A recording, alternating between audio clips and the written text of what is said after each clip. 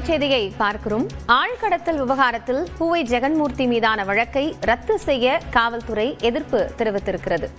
இது தொடர்பான கூடுதல் விவரங்களோடு செய்தியாளர் மதன் இணைந்திருக்கிறார். அவரிடம் பேசலாம்.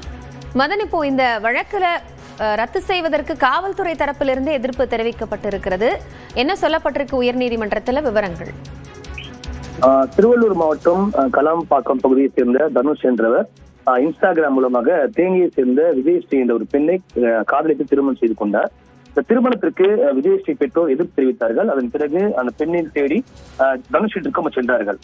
அங்கு அவர் இல்லாததால் தனுஷுடைய சகோதரி கடத்தி சென்று பகல் முழுவதும் அவரை வைத்துக் கொண்டு அதன் பிறகு இரவு ஒரு பேருந்து நிறுத்தமனையில் இறக்கிவிட்டு சென்று விட்டார்கள். இது தொடர்பாக தனுஷ் தாயார் அளித்த புகாரின் பேரில் அந்த பெண்ணின் பெற்றோர் மற்றும் புரட்சி பாரத கட்சி தலைவர் ஜெகன்மூர்த்தி, கூடுதல் டிஜிபி ஜெயராமன் உள்ளிட்டோருக்கு எதிராக வழக்கு பதிவு செய்யப்பட்டது. இந்த நிலையில்தான் தங்களுக்கு எதிரான அந்த வழக்கை ரத்து செய்ய வேண்டும் என்று அந்த பெண்ணுடைய தந்தை வடராஜ் உள்ளிட்ட 3 பேர் உயர்நீதிமன்றத்தில் இந்த மனுவை தாக்கல் செய்தார்கள். அதாவது தங்களுக்குள் தற்போது சமரசம் ஏற்பட்டுவிட்டதால் தங்களுடைய வழக்கை ரத்து செய்ய வேண்டும் என்றும் தெரிவித்திருந்தார்கள். இந்த வழக்கு இன்று நீதிபதி ஜெயச்சந்திரன் முன்பு விசாரணைக்கு வந்தது. அப்போது காவல்துறை தரப்பில் அதாவது இந்த வழக்கை ரத்து செய்வதற்கு கடும் எதிர்ப்பு தெரிவிக்கப்பட்டது. இந்த வழக்கு தீவிரமான வழக்கு என்றும் இந்த வழக்கை ரத்து செய்தால் ஒரு தவறான முன்னுதாரணம் ஆகிவிடும் என்றும் ஒரு வாதம் எடுத்து வைக்கப்பட்டது. குறிப்பாக இது மக்கள் பாதுகாப்பு தொடர்பது.